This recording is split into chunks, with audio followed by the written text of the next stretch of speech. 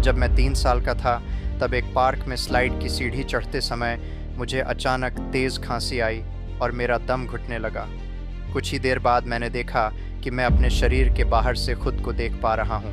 मैंने खुद को एक सुरंग में जाते हुए महसूस किया और अपने नियर डेथ एक्सपीरियंस के दौरान स्पिरिट रेल्म में मैंने अपने 2 स्पिरिट गाइड्स को देखा। मेरे पीछे अभी भी एक एंजल है। मैंने अपनी अलग अलग लाइफ टाइम्स देखी। कुछ लोग उन्हें पैरेलल लाइव्स कहेंगे, कुछ पास्ट लाइव्स। मैंने सुसाइड कमिट किया क्योंकि आप जितनी गहरी सांस ले पाते हैं, आप जितने कनेक्टेड होते हैं, आपकी आत्मा उतनी ही। इमेजिन कीजिए आप सिर्फ 3 साल के हैं। आप अपनी आखिरी सांसें ले रहे हैं और कुछ ही पलों बाद आप देखते हैं कि आप अपने शरीर से बाहर आ चुके हैं और आप अपने शरीर को देख रहे हैं और आप आफ्टर लाइफ यानी किसी और लोक में प्रवेश कर जाते हैं। हमारे आज के गेस्ट जेकब कूपर की स्टोरी कुछ ऐसी ही है। Welcome to the PMC show. Podcast में आगे बढ़ने से पहले मैं चाहूंगी कि अगर अभी तक आपने पीएमसी हिंदी चैनल को सब्सक्राइब नहीं किया है तो अभी पीएमसी हिंदी चैनल को सब्सक्राइब करें। अब जानते हैं जेकब कूपर आखिर है कौन। जेकब कूपर के नियर डेथ एक्सपीरियंस ने न केवल उनके बचपन को बदल दिया बल्कि लाइफ, डेथ और उन दोनों के बीच को समझने का एक नया आयाम खोल दिया। जेकब बड़े होकर एक स्पिरिचुअल हीलर, साइकेट्रिस्ट और लाइफ आफ्टर ब्रेथ और भी कई पावरफुल किताबों के ऑथर बने। आज के इस एपिसोड में हम जेकब के न केवल इस एक्स्ट्राऑर्डिनरी अनुभव को सुनेंगे बल्कि ये भी जानेंगे कि उन्होंने इस अनुभव के बाद क्या सीखा, क्या स्पिरिचुअल इंसाइट सीखे, क्या हीलिंग प्रैक्टिसेस सीखी और भी बहुत कुछ जानेंगे। तो चलिए बिना देर किए पॉडकास्ट को शुरू करते हैं और जेकब का स्वागत करते हैं। वेलकम जेकब, आपका बहुत बहुत स्वागत है द पीएमसी शो में। Thank you. An honor to be here on your guest on PMC. तो जेकब, हम आपसे आज बहुत सारी बात करने वाले हैं। हम आपका ना केवल एक्सपीरियंस सुनने वाले हैं बल्कि आपने उसके बाद क्या-क्या सीखा ये सब हमें आज इस पॉडकास्ट में आपसे जानना है। लेकिन सबसे पहले मैं चाहूँगी कि आप हमें उस समय में वापस लेकर जाएँ जब आपको ये एक्सपीरियंस हुआ। क्योंकि आप केवल 3 साल के थे उस समय और 3 साल की उम्र में तो पर्सनैलिटी भी डेवलप नहीं होती है और इतनी सी उम्र में आपको नियर डेथ एक्सपीरियंस हुआ। तो क्या आप हमें उस एक्सपीरियंस के बारे में स्टेप बाय स्टेप बता सकते हैं कि क्या-क्या हुआ था उस समय और कैसे आपको ये एक्सपीरियंस हुआ? ये एक्सपीरियंस मुझे सितंबर 1993 में हुआ था। मतलब इस साल मेरे नियर डेथ एक्सपीरियंस को करीब 32 साल हो चुके हैं। मुझे खुद विश्वास नहीं होता। ऐसा लगता है जैसे कल की ही बात हो। उस समय मुझे या मेरे माता-पिता को ये पता नहीं था, लेकिन मुझे पर्टुसिस नामक बीमारी थी, जिसे ह्यूफिंग खांसी या काली खांसी के नाम से भी जाना जाता है। ये एक गंभीर बीमारी है। एक दिन मैं अपने भाई-बहनों और फैमिली फ्रेंड्स के साथ एक पार्क में गया था। वहाँ मैंने एक स्लाइड पर जाने के लिए उसकी सीढ़ी पर चढ़ना शुरू किया और बिल्कुल ऊपर पहुँचते ही मुझे ऐसी खांसी आने लगी कि मेरा दम घुटने लगा। दम घुटने की वजह से मेरी बॉडी का हर हिस्सा धीरे-धीरे काम करना बंद करने लगा। हम सब जानते हैं कि सांस ही तो है जो शरीर को चलाए रखती है, इसलिए उसके रुकने पर सब कुछ रुक रहा था। वो मेरे जीवन का अब तक का सबसे डरावना पल था। ऐसा लगा कि चाहे मैं कुछ भी कर लूँ, मेरा समय आ गया है, यही अंत है। फिर मैंने देखा कि मेरी बॉडी और ब्रेन पूरी तरह से ऑक्सीजन से वंचित हो गए थे और कुछ पलों बाद मैंने महसूस किया कि मैं अपने शरीर के बाहर से खुद को देख पा रहा हूँ, क्योंकि शरीर काम ही नहीं कर रहा था। ये ऐसा है जैसे आप किसी कार में बैठे हैं और कार स्टार्ट ही नहीं हो रही है, तो आप ड्राइवर की सीट पर बैठे नहीं रहेंगे। आप बाहर निकलकर देखने लगेंगे कि क्या हो रहा है, और मेरे साथ कुछ वैसा ही हो रहा था। उस समय शरीर और वह कैसे काम करता है, इसके प्रति एक बहुत ही सूक्ष्म जागरूकता थी। फिर कुछ पलों बाद मुझे लगा कि मेरा ब्रेन ऑक्सीजन की कमी महसूस कर रहा है, और फिर मेरे दिमाग के अंदर से एक बहुत तेज़ सा क्रैक हुआ, जैसे दिमाग फट गया हो। जैसे ही मेरा ब्रेन खुला, तभी मुझे आध्यात्मिक लोक और ईश्वर का साक्षात अनुभव हुआ। मेरा मतलब है, वह कहावत है ना, my brain cracked open, God came in. यानी मेरे दिमाग के दरवाजे खुल गए। मैंने वास्तव में खुद को एक जानी पहचानी सुरंग में जाते हुए महसूस किया और स्पिरिट रेल्म यानी आध्यात्मिक जगत में प्रवेश किया। वहाँ मैंने महसूस किया कि मेरी सोल तेज़ रफ्तार से, रोशनी की स्पीड से भी कई गुना तेज़, लाखों मील प्रति घंटा ऊपर उठ रही है। इमेजिन कीजिए कि आप सबसे तेज़ रोलर कोस्टर पर हैं और उसकी गति को 10 लाख से गुणा कर दें। आप बस यूफ़ोरिया यानी परमानंद के एक ऐसे स्थान की ओर जा रहे हैं, जहाँ यह नापने का कोई पैमाना ही नहीं है कि आप कितना खुश हैं। एनडीई यानी अपने नियर डेथ अनुभव के शुरुआती स्टेजेस में मैं सच में यही एक्सपीरियंस कर रहा था, जो कि उस ट्रॉमा और सफोकेशन के उस दौर के बिल्कुल विपरीत था, जहां मुझसे वह सब छीन लिया गया था जो मुझे इंसान बनाता था, और मैंने खुद को किसी और चीज़ के प्रति समर्पित कर दिया था। वाओ! सिर्फ़ 3 साल की उम्र में आपको इतना प्रोफाउंड एक्सपीरियंस हुआ। तो जेकब अभी जो लोग आपके इस एक्सपीरियंस को सुन रहे होंगे, तो उनके मन में सबसे पहला जो क्वेश्चन आया होगा, वो डेफ़िनेटली यही होगा कि 3 साल की उम्र में आपको ये एक्सपीरियंस हुआ। तो आपको ये एक्सपीरियंस अभी तक कैसे याद है? क्योंकि अगर हम नॉर्मली देखें तो बच्चों की मेमोरी इतनी शार्प नहीं होती कि उन्हें बचपन की सारी चीज़ें याद रहे और आप इतने डीपली, इतनी क्लियरली अपने एक्सपीरियंस को शेयर कर रहे हैं। तो ये आपकी मेमोरी में इतना साफ कैसे है? ये बहुत अच्छा सवाल है। मुझे लगता है इसके कई पहलू हो सकते हैं। लेकिन सबसे पहले मैं अपने प्रोफ़ेशनल स्टैंड पॉइंट से शुरू करूँगा, एक मनोचिकित्सक के रूप में, जहाँ मैं खुद का मनोविश्लेषण करता हूँ। अगर आप जानते हैं ट्रॉमा क्या है और कैसे काम करता है, तो आप जानते होंगे ट्रॉमा हमारे अस्तित्व पर और यहाँ तक कि ब्रेन पर भी एक अनडिनायबल इम्प्रिंट छोड़ सकता है। मैं एक उदाहरण के माध्यम से इसे समझता हूँ। 11 सितंबर एक ऐसा दिन है जब मैं छठी कक्षा में था। यदि आप मुझसे पूछें, जैकब उस दिन क्या हुआ था? तो मुझे वह स्पष्ट रूप से याद है, क्योंकि वह बहुत गहरा अनुभव था। आप कितने भी छोटे क्यों ना हों, आपके पास उस लेवल की रिकॉल कैपेसिटी होती है।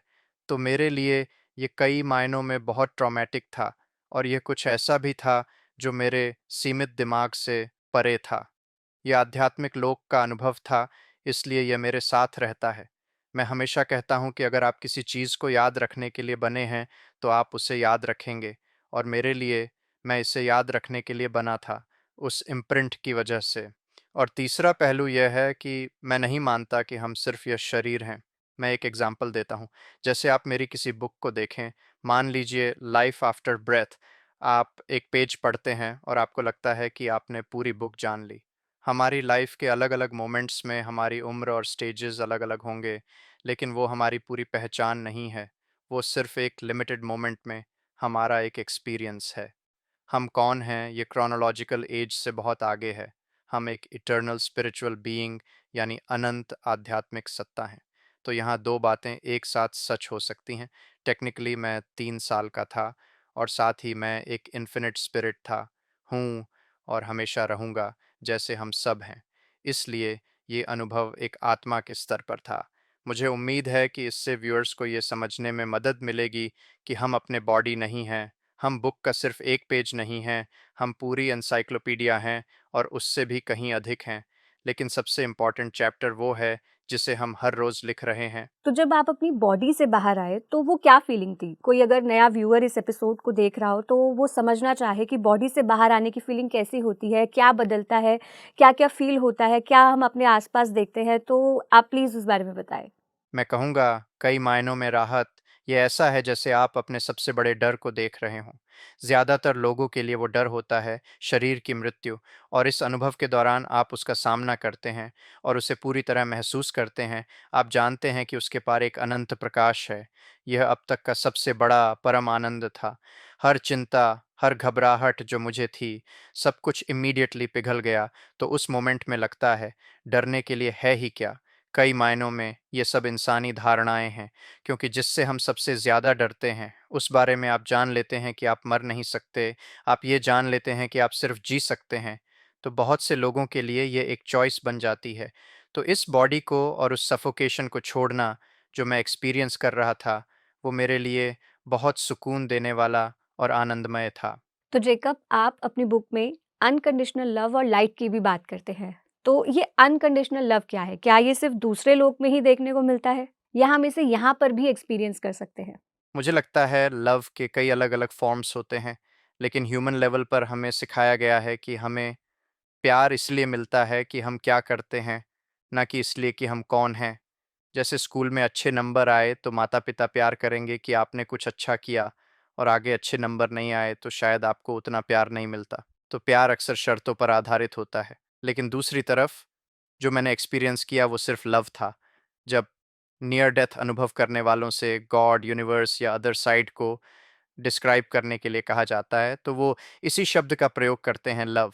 वहाँ मैं जैसा था वैसा ही मुझे पूरी तरह समझा गया। जो भी था, जैसा भी था, मैं लव्ड था। मैं हमेशा कहता हूँ गॉड या यूनिवर्स के सोर्स से ज़्यादा लविंग कौन हो सकता है?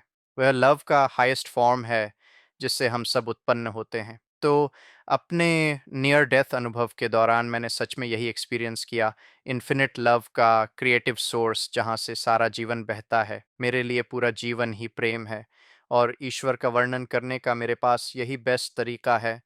प्रेम का वह केंद्र जो ऊर्जा और रचनात्मक शक्ति का संचार करता है और जो हम सबका मूल स्वरूप है। तो जेकब, जो आपको ये नियर डेथ एक्सपीरियंस हुआ, आपको क्या लगता है कि ये नियर डेथ एक्सपीरियंस आपको क्यों हुआ? क्या इसके पीछे कोई पर्पस था? मैं हमेशा एक स्पिरिचुअल डिटेक्टिव या इन्वेस्टिगेटर की तरह समझने की कोशिश करता हूँ, जैसे मैं साइकोलॉजिकल फील्ड में एक थेरेपिस्ट के तौर पर करता हूँ। जब आप क्यों को समझते हैं, तब आप कैसे और क्या को जान पाते हैं, और फिर आगे कैसे बढ़ना है वो भी साफ हो जाता है। मैंने अपने नियर डेथ एक्सपीरियंस में अलग अलग लाइफ टाइम्स देखी। कुछ लोग उन्हें पैरेलल लाइव्स कहेंगे, कुछ पास्ट लाइव्स कहेंगे, लेकिन मैं कई अलग अलग पास्ट लाइव्स देख पाया। और जो एक लाइफ जो मेरे नियर डेथ एक्सपीरियंस के साथ सबसे ज़्यादा रेजोनेट हुई, वो मेरी लास्ट लाइफ थी, जिसमें मैंने आत्महत्या की थी। कई विशेषज्ञों ने भी बिना बताए मुझे यही बात कही है। सोल लेवल पर मेरे लिए और कई और लोगों के लिए मेरा नियर डेथ एक्सपीरियंस मेरे पिछले जीवन के अनुभव के समानांतर था। मुझे लगा जैसे मेरी पीठ दीवार से लगी है और पकड़ने के लिए कुछ भी नहीं है। मैंने अपने नियर डेथ एक्सपीरियंस में भी सेम सेंसेशन फील की। ये एक्सपीरियंस मुझे पावर ऑफ सरेंडर सिखाने के लिए हुआ। जब मैंने अपनी ह्यूमन ब्रेथ को पूरी तरह खो दिया, तो मैंने खुद को किसी और चीज़ के आगे सरेंडर कर दिया जिसे मैं स्पिरिट कहता हूँ, या मेरे अपने रिलीजन यानी यहूदी धर्म में जिसमें मैं पला बड़ा हूँ, आत्मा के लिए शब्द है गॉड्स ब्रेथ या गॉड्स विंड। तो जब मैंने अपनी ह्यूमन ब्रेथ खो दी, तब मैंने इटर्निटी की ब्रेथ के आगे सरेंडर कर दिया जिससे हम सब क्रिएट हुए हैं। और मैंने सच में यही रियलाइज़ किया कि सारी क्रिएशन इसी इटर्नल ब्रेथ से आती है। तो आप बॉडी की ब्रेथ खो सकते हैं, लेकिन आप स्वयं इटर्निटी की ब्रेथ है। और सरेंडर करके मैंने गिव अप नहीं किया, बल्कि उस पावर के आगे समर्पण किया जो हमेशा से मेरे अंदर है। मुझे महसूस हुआ कि यह अनुभव सिर्फ मेरे लिए नहीं था, बल्कि यह मुझे दूसरे लोगों के लिए और मानसिक स्वास्थ्य के क्षेत्र में अपने वर्तमान काम के लिए चाहिए था, ताकि मैं समर्पण की शक्ति ध्यान केंद्रित कर सकूं। साथ ही ये समझ सकूं कि हम कौन हैं, कहाँ से आते हैं और क्या चीज़ हमें चलाती है, जो मेरे लिए ब्रेथ है, जो फिजिकल बॉडी से परे है और स्पिरिट की है। तो देखो, बहुत सारे ऐसे लोग होते हैं जिनके मन में ये क्यूरियोसिटी होती है कि दूसरे लोकों में, दूसरे डायमेंशंस में आखिर क्या होता है, और आपका एक्सपीरियंस सुन के बहुत से लोग ये जानना चाहते होंगे कि आपने वहाँ पे क्या-क्या देखा? क्या आप स्पिरिट गाइड्स या एंजल से मिले या किसी एनर्जी फॉर्म से मिले? क्या आप हमारे व्यूअर्स को इस बारे में बता सकते हैं, ताकि जो लोग ये मानते हैं कि सिर्फ़ जो वो देखते हैं वही इकलौती रियलिटी है, तो उनके लिए थोड़ा क्लियर होगा कि सिर्फ़ नेकेड आई से देखने वाली चीज़ें ही इकलौती रियलिटी नहीं है? मेरे पीछे यहाँ एक एंजल की मूर्ति एक खास वजह से है। मैं इसे इसलिए रखता हूँ ताकि मैं जीवन के हर फेज़ में याद रख सकूँ कि मेरे आसपास हमेशा एक एंजल मौजूद है। ये कोई ऐसी बात नहीं है जिसे मैंने किसी किताब में पढ़ा हो, बल्कि यह वो है जिसे मैंने अपने नियर डेथ एक्सपीरियंस में सीधे तौर पर अनुभव किया था। अपने नियर डेथ एक्सपीरियंस में मैं अपने दो स्पिरिट गाइड्स से या प्राइमरी गार्डियन एंजल्स से मिला था। एक मेल गाइड था और एक फीमेल गाइड। वो पूरे एनडीई के दौरान मेरे साथ थे।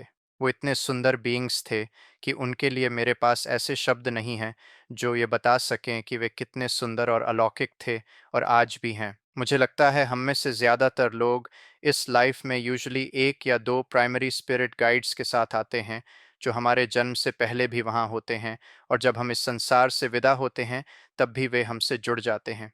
ये एक ऐसा कॉन्ट्रैक्ट है जिससे आप बाहर नहीं निकल सकते। लेकिन जब मैं उन्हें देख पाया, तो वो एक बहुत ही सुंदर पुनर्मिलन था। मेरे अंदर का एक हिस्सा बस यही कह रहा था, हे भगवान, मुझे विश्वास नहीं हो रहा कि मेरी आंखों पर पट्टी बंधी थी और मैं उन सभी चीज़ों को भूल गया था जो हमेशा मेरे चारों ओर थीं। ये जानकर बहुत बड़ी राहत मिली कि केवल वही नहीं है जो हमें दिखाई देता है, हमारे आसपास उससे कहीं ज़्यादा है, जो जैसा कि आपने कहा नेकेड आई से नहीं दिखता है। अपने गाइड्स को देखना बहुत हीलिंग था। वो मुझे पूरी तरह जानते थे कि मैं कौन हूँ। उन्होंने मुझे बस प्यार से घेर लिया था। मैं हमेशा कहता हूँ, जब मैंने अपने गाइड्स को देखा, तो आप इमेजिन कर सकते हैं, जैसे आपका कोई परफेक्ट सेलिब्रिटी क्रश हो या कोई एक्स्ट्रॉर्डिनरी स्पिरिचुअल टीचर जिसे आप इतने ऊंचे स्तर पर मानते हैं कि आपको लगता है वो कभी आपको देखेगा ही नहीं। अब कल्पना कीजिए कि वह व्यक्ति आपके प्रति उतना ही सम्मान और प्यार रखता है जितना आप उनके लिए रखते हैं। आपको लग सकता है कि कोई आपसे लाखों मील दूर है, लेकिन वे वास्तव में आपके पीछे ही खड़े हैं और वो आपको चीयर कर रहे हैं। ये कई मायनों में अवास्तविक लगता है। ये मुझे याद दिलाता है कि स्पिरिट रेल्म में हम उससे कहीं अधिक हैं, जो हम खुद को समझते हैं। इस अर्थ रेल्म में हम अक्सर खुद को बहुत छोटा समझते हैं, जो हमारी job, social status, number of friends, शादी या बच्चों से जुड़ा होता है। लेकिन स्पिरिट रेल्म में हमें बहुत अलग तरीके से देखा जाता है। वह लोक चाहता है कि हम याद रखें कि हम स्वयं प्रेम हैं और हम कितने सुंदर हैं। मेरा मानना है कि जब आप खुद पर डाउट करते हैं, तो आप स्पिरिट पर डाउट करते हैं, आप गॉड पर डाउट करते हैं। और जब आप खुद पर बिलीव करते हैं, तो आप स्पिरिट पर बिलीव करते हैं, आप गॉड पर बिलीव करते हैं। एक और बात, उस समय मेरी फिजिकल बॉडी प्लेग्राउंड में ज़मीन पर थी और चारों तरफ से लोगों से घिरी हुई थी, लेकिन मैं अपनी आंखों के सामने एंजल्स का एक अनंत सागर देख पा रहा था। तो मेरी फिजिकल बॉडी ज़मीन पर थी, लेकिन मैंने उस बॉडी को देखा और कहा, मुझे पता है ये मैं नहीं हूँ। वो केवल इस जीवन का एक इंस्ट्रूमेंट है। मैं जानता था कि मैं वो बीइंग हूँ जो शरीर के जाने के बाद भी रहूँगा। उस समय मैं केवल उन ब्यूटीफुल एंजल्स को अपने सामने तैरते हुए देख रहा था, जो इस ग्रह को प्यार, हीलिंग और सुंदरता भेज रहे थे, बिना बदले में कुछ भी मांगे। स्पिरिट गाइड्स के अपनी व्यक्तिगत विशेषताएं थीं, जबकि एंजल्स एक जैसे दिख रहे थे और वो बस हीलिंग एनर्जी भेज रहे थे। और उस पल में उसका विटनेस बनना बस अविश्वसनीय था। जेकब आपका एक्सपीरियंस रियली बहुत प्रोफाउंड है और मैं आगे जानना चाहती हूँ कि जब इस एक्सपीरियंस को करने के बाद आप वापस एक बच्चे के शरीर में लौटे, तो ये काफ़ी ओवरवेल्म रहा होगा। तो आप इस एक्सपीरियंस को अपने टीनेज में और अपने एडल्ट ईयर्स में कैसे कैरी कर पाए? ये मुश्किल था, यह सच में मुश्किल था। ऑब्वियसली एक फ़िज़िकल रिकवरी थी जो मुझे करनी थी, लेकिन साथ ही लोगों के लिए नियर डेथ एक्सपीरियंसेस के प्रोफाउंड एलिमेंट को समझना ज़रूरी है। कम से कम मेरे केस में कि मेरा ब्रेन पूरी तरह ऑक्सीजन से वंचित होकर बंद हो गया था और फिर भी यह माइंड पूरी तरह खुला था। और यह सच में ब्रेन और माइंड के अंतर पर सवाल उठाती है। कुछ लोग कहते हैं कि ब्रेन ही माइंड को क्रिएट करता है, लेकिन नियर डेथ एक्सपीरियंसेस बहुत सारे न्यूरोसाइंटिस्ट्स को हैरान कर देते हैं, क्योंकि ब्रेन और बॉडी पूरी तरह बंद होने के बावजूद भी इतनी इंटेंस मेमोरी और अनुभव सामने आते हैं। तो मैं ब्रेन की बात इसलिए कर रहा हूँ क्योंकि जब मैं प्री स्कूल में स्कूल वापस गया, तो मुझे ज़्यादातर नॉर्मल चीज़ें याद ही नहीं हैं। जो मुझे याद हैं वो ज़्यादातर स्पिरिचुअल एक्सपीरियंसेस हैं, क्योंकि जैसे मैंने कहा वो हायर माइंड से हुए थे, जिन्हें मैं उन्हें होल्ड कर पाया। हॉस्पिटल से रिकवर होकर स्कूल लौटने के बाद मुझे ऐसा महसूस होता था जैसे मेरे ब्रेन के थ्रू एक स्लिवर ऑफ लाइट जा रही हो, और ये स्लिवर ऑफ लाइट मुझे रेगुलरली द अदर साइड तक जाने देती थी और हायर कॉन्शियसनेस से कनेक्ट करने देती थी। इसने मुझे एक बहुत सटीक इंट्यूशन भी दी। मैं जिन चीज़ों को देखता था, सुनता था, जानता था, वो अक्सर सच हो जाती थी। लेकिन एक पॉइंट आया जहाँ ये थोड़ा अननोइंग हो गया, क्योंकि आप जानते हैं इस बॉडी में और एक बच्चे के तौर पर हर बच्चा क्या चाहता है, बस सामान्य दिखना और दूसरों में घुल-मिल जाना। मुझे जल्दी ही समझ आ गया कि मैं अपने आस-पास के लोगों से काफ़ी अलग हूँ। इसलिए मैंने उस इंट्यूशन और उस आवाज़ को दबाने की कोशिश की, ताकि मैं सामान्य दिख सकूं। लेकिन यह बिल्कुल बीच बॉल जैसा है। आप उसे कुछ समय के लिए पानी के अंदर दबा सकते हैं, लेकिन इवेंचुअली वो ऊपर आ ही जाती है। और फिर से सितंबर का महीना मेरे लिए ख़ास रहा। जब मैं करीब 19 साल का था, तब मुझे शरीर से बाहर होने का एक बहुत गहरा अनुभव हुआ, जिसे आउट ऑफ बॉडी एक्सपीरियंस कहते हैं। इस अनुभव ने मेरे जीवन की दिशा हमेशा के लिए बदल दी। मुझे लगता है कि मुझे एक एडल्ट के तौर पर इसकी ज़रूरत थी, ये समझने के लिए कि ये रियल है, कॉन्शसनेस रियल है। बचपन में मैंने जो अनुभव किया, वह कोई कल्पना नहीं थी। वह अनुभव तब हुआ जब मैं अपने बिस्तर पर लेटा था और मैंने उस रियलिटी को देखना शुरू किया जिसे हम सत्य मानते हैं। वो सारी चीज़ें जिन्हें हम सीरियस लेते हैं और हमें लगता है कि वो बहुत इम्पोर्टेंट हैं, मैंने उन्हें देखा और मैं उन सब चीज़ों पर पागलों की तरह हँसने लगा, क्योंकि जब मैं उस उच्च चेतना से जुड़ा, तो वे चीज़ें मुझे बिल्कुल भी महत्वपूर्ण नहीं लगीं। मुझे यह पूरी दुनिया अनरियल लगने लगी। मैं उस कहावत को मानता हूँ कि जो बदलता है वह सत्य नहीं है और जो सत्य है वह कभी नहीं बदलता। मैंने उन सभी चीज़ों को देखा जिनसे मैं जुड़ा हुआ था, जो लगातार बदल रही थीं, और मुझे हँसी आ गई। अगली सुबह जब मैं उठा, तो मैं खुद को अपने शरीर के नीचे देख रहा था। यह सिलसिला 3 हफ्तों तक चला, जहाँ मैंने अविश्वसनीय कुंडलिनी अनुभव किया। मेरे सभी ऊर्जा केंद्र और चक्र पूरी तरह खुले हुए थे। इसने मुझे फिर से याद दिलाया कि हमारे अंदर कितना कुछ है और हम अपने ब्रेन से लेकर अपने हार्ट तक कितने डिस्कनेक्टेड हो सकते हैं। ये वास्तव में एक हार्ट ओपनिंग एक्सपीरियंस था, जिसने मुझे उन सभी चीज़ों को समझने में मदद की, जो हमेशा से मेरे और हर इंसान के अंदर छिपी हुई थी। तो जेकब इतनी यंग एज में आपको जो इतने सारे स्पिरिचुअल एक्सपीरियंसेस हुए, आपने इसको अपनी डेली लाइफ के साथ कैसे बैलेंस किया? जब माया, गुस्सा, डर या कन्फ्यूजन वापस आते हैं, तो आप अपने आप को कैसे ग्राउंडेड रखते हैं? और जो लोग ट्रॉमा से गुज़र रहे हैं, उनके लिए आप क्या कहना चाहेंगे? मुझे लगता है हम में से बहुत से लोग इस लाइफ में बहुत उम्मीदों, ऊंचे सपनों और आकांक्षाओं के साथ आए थे, और वो कार या वो बॉडी जो हमने चुनी, वो चलने लगी। फिर एक ऐसा पॉइंट आया जहां बहुत से लोगों के लिए उस कार को कोई और चलाने लगा। किसी के लिए शायद डाउट या किसी के लिए चिंता उस कार को चला रही होती है, यानी स्पिरिचुअल सेल्फ नहीं बल्कि कुछ और उस कार को चला रहा होता है।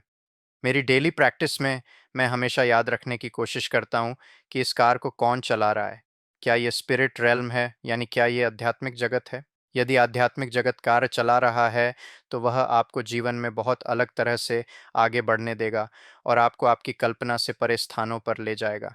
लेकिन अगर फियर या डाउट कार चला रहा है, तो वो कार बहुत दूर नहीं जाने वाली। मुझे लगता है जो चीज़ बहुत से लोगों को रोकती है, वो है आइडेंटिटी, या एक ऐसा बिलीफ जहां लोग यह कहते हुए घूमते हैं, मैं डिप्रेस्ड हूं, मैं एंग्शियस हूं, मैं यह हूं। आप उन चीज़ों को केवल एक्सपीरियंस कर रहे हैं, लेकिन आप उन सब चीज़ों से परे एक परफेक्ट बीइंग हैं, जैसे आप हैं। ये एक्सपीरियंसेस आपको अनकंडीशनल सेल्फ लव सीखने का मौका देते हैं, ताकि आप वही लव दूसरों तक पहुंचा सकें। लेकिन बहुत से लोग स्वयं की इतनी छोटी समझ के साथ घूमते हैं, जो उनके वास्तविक स्वरूप से बहुत अलग है। और यह मेरे नियर डेथ एक्सपीरियंस की सबसे बड़ी सीखों में से एक है। हम उससे कहीं अधिक हैं, जितना हम कभी कल्पना कर सकते हैं। जैसा कि यह जीवन है, बिलीफ बहुत पावरफुल होता है, और ये बिलीफ उस इंफॉर्मेशन से बनता है जो हमारे पास है। फिर ये बिलीफ हमारा बिहेवियर बनाता है। ये वो ट्रायंगल या पिरामिड है जो मेरी अपनी टीचिंग्स में है। हम यहाँ आए हैं ह्यूमन और सोल के बीच बैलेंस बनाने। अगर हम बहुत ज़्यादा असंतुलित हो रहे हैं, तो वापस रीसेट करना ज़रूरी है। तो फिर से इन्फॉर्मेशन की उस डिग्री ने मुझे हेल्प की है कि मैं कैसे बिहेव करता हूँ, लेकिन ये हमेशा परफेक्ट नहीं होता। मेरे भी अपने ह्यूमन मोमेंट्स होते हैं, लेकिन ये उस स्पेस, उस अंतराल के बारे में है, जो किसी घटना के घटने और आपकी प्रतिक्रिया के बीच होता है, और उसी अंतराल के अंदर कई मायनों में इटर्नल फ्रीडम है। तो मैं सच में यही करने की कोशिश करता हूँ, और कुछ लोग इसे माइंडफुल लिविंग कहेंगे या फ्लो में रहना सीखना कहेंगे। लेकिन मुझे लगता है कि मेरे लिए जिस चीज़ ने मेरी लाइफ को सबसे ज़्यादा बदला, वो है बिलीफ। और मुझे वो कैसे मिला, मेरे टीनेज ईयर्स में, मेरे आउट ऑफ बॉडी एक्सपीरियंस के आसपास ही एक टाइम ऐसा आया जब मुझे टेम्पररी रीजंस के लिए घर छोड़ने को कहा गया, क्योंकि मैं मिसबिहेव कर रहा था या कुछ। मेरा इस पर बहुत बड़ा ट्रॉमेटिक रिएक्शन था। असल में इसका घर की सिचुएशन से कोई लेना देना नहीं था, बल्कि मुझे लगता है इसका संबंध मेरे नियर डेथ एक्सपीरियंस से था। जिस ब्लॉक में मेरा घर था, मैं उस ब्लॉक के चक्कर लगाने लगा और एक प्लेग्राउंड में पहुंच गया। और एक बार फिर मैंने उस प्लेग्राउंड को देखा, अपने एनडीई के लगभग 2 दशक बाद। और इसने मुझे बस रिमाइंड कराया कि हम सब गॉड के प्लेग्राउंड में इटर्नल चिल्ड्रन हैं। मैंने कहा, लाइफ में हमारे साथ चाहे कुछ भी हो जाए, हम चाहे कितने भी निराश हों, स्पिरिट रेल्म में हमारा हमेशा एक घर है। और भगवान चाहते हैं कि हम इसे याद रखें, और साथ ही उन बीइंग्स को याद रखें जिनके लिए हम रिस्पॉन्सिबल हैं। हम एक दूसरे के रखवाले हैं, जो यहाँ केवल इस खेल के मैदान में खेलने और एंजॉय करने आए हैं। इसलिए मुझे लगता है जो लोग सच में इस लाइफ को एंजॉय करने में स्ट्रगल कर रहे हैं, मैं कहूँगा सेवा के कार्य खोजें। किसी ऐसे व्यक्ति को देखने की कोशिश कीजिए जो शायद आपसे थोड़ा कम फॉर्चुनेट हो, और शायद अगर आपको नहीं पता कि क्या कहना है, तो बस प्रेज़ेंट रहिए, बस वहाँ रहिए। और इस एक्सपीरियंस के कुछ दिनों बाद मैं एक योगा सेमिनार में था और एक महिला मेरे पास आई। उस समय मैं लो फ़ील कर रहा था क्योंकि मुझे कुछ दिनों के लिए घर छोड़ने को कहा गया था। तभी उस महिला ने मुझसे कहा, "तुम्हें पता है, मैं तुम्हें बहुत सारे लोगों के सामने बोलते हुए देख रही हूँ।" जबकि मैंने एक शब्द भी नहीं बोला था। उन्होंने कहा, "तुम एक दिन हीलर बनोगे और मैं लोगों की कतारें देख रही हूँ जिनके सामने आप बोलने वाले हैं।" इस घटना से मुझे याद आया कि यह सब सच था। मैंने अपने एनडीई में खुद को ये सब करते हुए एक पूर्वाभास के रूप में देखा था, और इसने मुझे याद दिलाया कि मैं वास्तव में कौन था। मुझे लगता है डेली चैलेंजेस का सामना करने के लिए सबसे इम्पोर्टेंट यही है, याद रखना कि आप कौन हैं। आप ये एक्सपीरियंसेस नहीं हैं, बल्कि आप ऑब्जर्वर हैं। आप इन परिस्थितियों में कैसे रिस्पॉन्ड करते हैं, वही आपकी लाइफ को डिफाइन करता है। रियली हम स्पिरिचुअल एक्सपीरियंस लेने वाले ह्यूमन बीइंग्स नहीं हैं, हम ह्यूमन एक्सपीरियंस लेने वाले स्पिरिचुअल बीइंग्स हैं। या तो अब आप अपनी डेली लाइफ में कौन-सी प्रैक्टिसेज़ को फ़ॉलो करते हैं उस हायर स्टेट से हर वक़्त कनेक्टेड रहने के लिए? क्या आप मेडिटेशन करते हैं या और भी कोई प्रैक्टिसेज़ है जो आप फ़ॉलो करते हैं?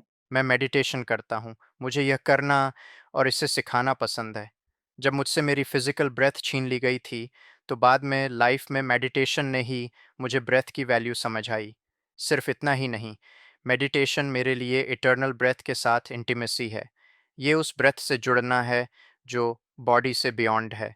जब आप मेडिटेट करते हैं, तो आप कनेक्ट कर पाते हैं अपनी सोल से, उस हायर क्रिएटिव सोर्स से, जहाँ से इटर्नल ब्रेथ आती है। और यही वजह है कि मेडिटेशन इतना इम्पॉर्टेंट है।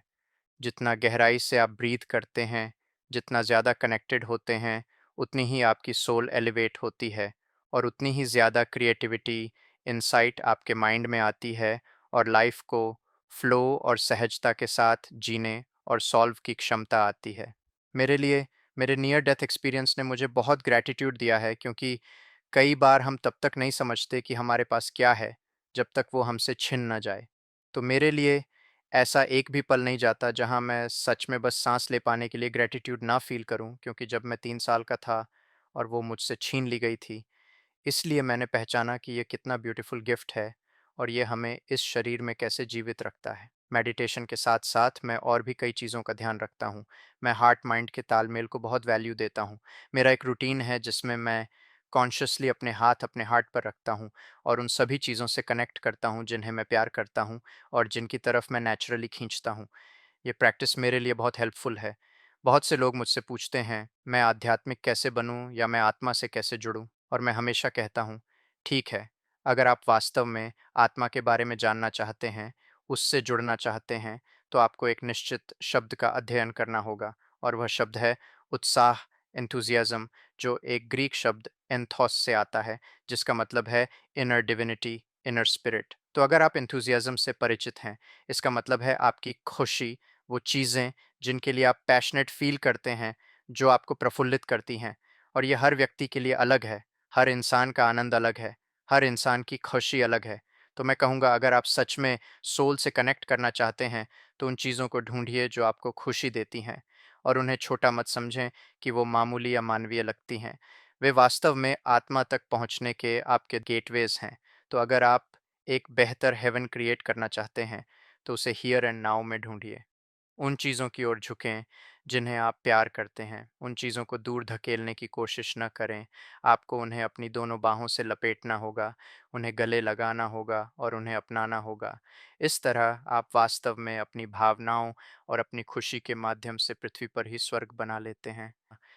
तो जेकब बहुत सारे लोगों का ये सवाल होता है कि जब आफ्टर लाइफ इतनी ब्यूटीफुल है, जो आप नियर डेथ एक्सपीरियंस के बारे में बता रहे हैं, इतना ब्यूटीफुली आपने डिस्क्राइब किया कि इतना सुंदर एक्सपीरियंस आपको हुआ। तो जब वो इतना ब्यूटीफुल होता है, तो फिर लोग वापस क्यों आते हैं? इस 3D रियलिटी में जहाँ पर इतने सारे इमोशंस हैं, इतनी सारी सफरिंग्स हैं, तो लोग वापस आना क्यों चूज़ करते हैं? हमें तो वापस घर ही लौटना है, तो वो वहाँ रहना क्यों नहीं चूज़ करते? वापस आकर इस अर्थ में इस सारे चैलेंजेस को फेस करते हैं, आखिर इसका पर्पज़ क्या है? मैं इसका जवाब देता हूँ। सबसे पहले तो मेरे नियर डेथ एक्सपीरियंस में इनिशियली एक अंधेरी सुरंग थी, लेकिन फिर मैं उसके अंत में पहुँचते हुए उस लाइट के आगे सरेंडर कर पाया। और मुझे लगता है कई मायनों में हम यहाँ सुरंग के अंत में मिलने वाली लाइट के लिए नहीं आते, बल्कि उस सुरंग के अंधेरे को रोशन करने के लिए आते हैं। हम लाइट हैं, और इसलिए मैं कहता हूँ सुरंग के अंत में मिलने वाली लाइट का इंतज़ार मत करो। लाइट बनो और पूरे सुरंग को रोशन कर दो। और वास्तव में हम इसीलिए यहाँ हैं। अगर आप हर वक्त हैप्पी रहेंगे तो आपको कैसे पता चलेगा कि आप हैप्पी हैं? तो ऑपोजिट सिचुएशन हमें लाइट और डार्क को समझने में मदद करती है, और हम ये कैसे करते हैं? बस अपना ट्रू सेल्फ बनकर, ट्रू सेल्फ से कनेक्ट होकर और उससे शाइन करके। हम अक्सर यह नहीं पहचान पाते कि हम केवल अपने इनर बीइंग को आत्मसात करके कितना बड़ा इम्पैक्ट डालते हैं। इसलिए मुझे लगता है कि वास्तव में हम यहाँ उस स्वर्ग को पृथ्वी पर लाने और इस ग्रह को रोशन करने के लिए आए हैं, और बिल्कुल वैसा ही बनने के लिए जैसा मैंने अपने नियर डेथ एक्सपीरियंस में देखा।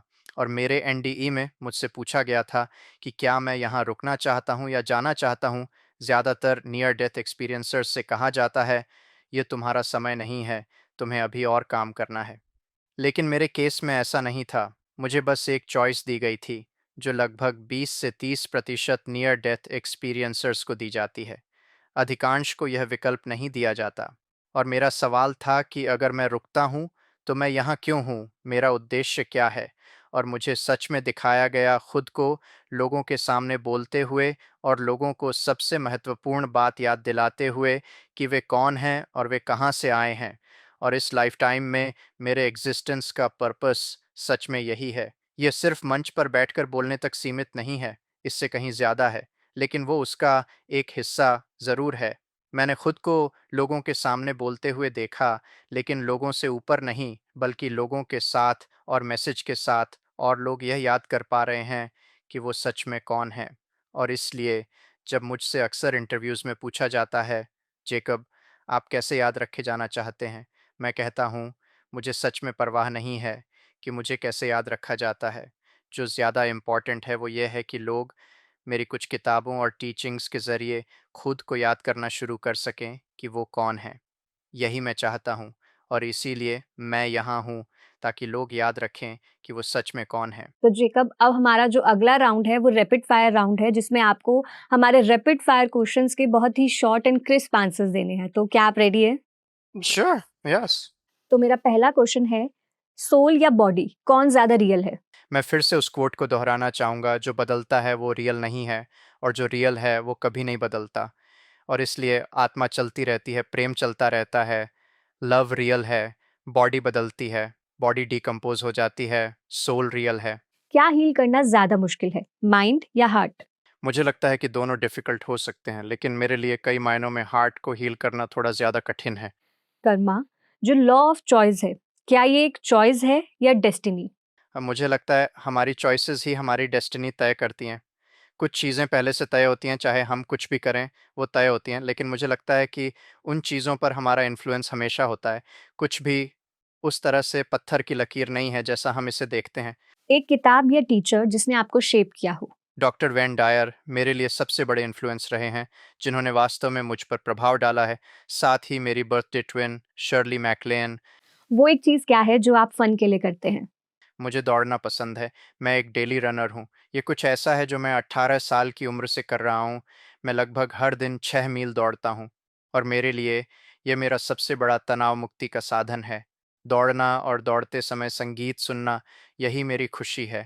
तो जेकब, हम आपको इंडिया इनवाइट करते हैं। मैं वो एक चीज़ जानना चाहूँगी कि जब आप इंडिया विज़िट करेंगे तो आप उस चीज़ को ज़रूर अनुभव करना चाहेंगे। मैं बस कहूँगा, एक जैसी सोच वाले लोगों के ग्रुप से कनेक्ट होना, मेडिटेट करना, एक हो जाना, और उस टेम्पल की हवा में वो सबसे अद्भुत अगरबत्ती की खुशबू महसूस करना, जिससे मैं कनेक्ट करता हूँ।